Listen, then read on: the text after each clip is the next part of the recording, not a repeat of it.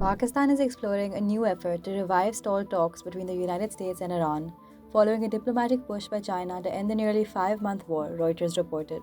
Exploratory discussions took place during Iranian Interior Minister Iskandar Momeni's visit to Islamabad this week, according to Reuters. It was his second visit to Pakistan in 10 days. The diplomatic effort comes as the conflict widens across the region. US missiles struck several targets in Iran on Friday after President Donald Trump threatened what he called major military punishment against Iran and Yemen's Iran-aligned Houthis.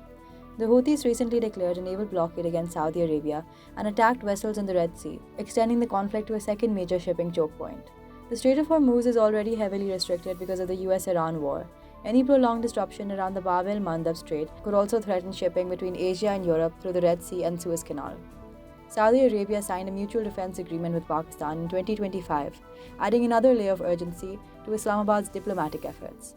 China has publicly backed Pakistan's mediation.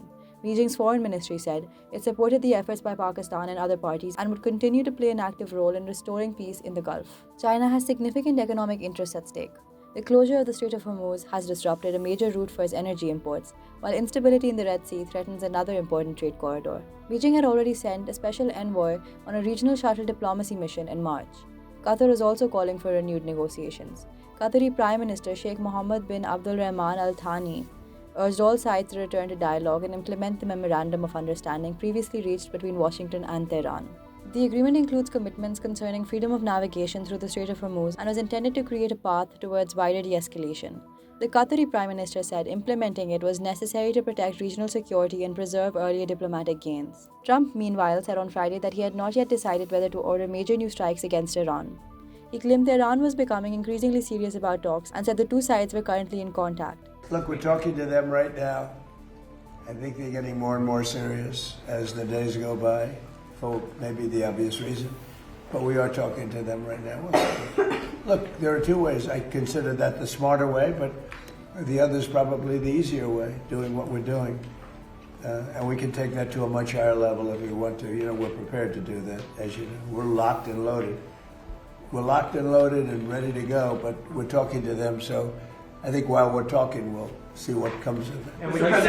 And I believe, Jeff, they're very serious. They should be.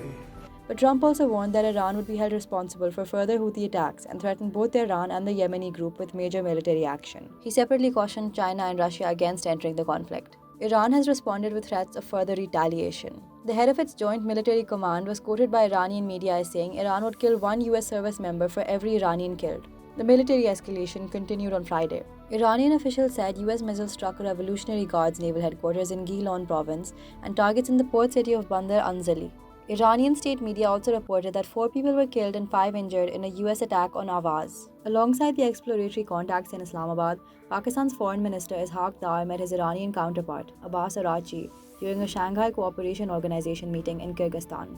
Pakistan's Foreign Office said Dar called for restraint, de-escalation and sustained diplomatic engagement. He also urged the parties to build on the Islamabad Memorandum signed in June 2026. Dar said Pakistan's earlier mediation had enabled the first high-level diplomatic contact between the United States and Iran in 47 years.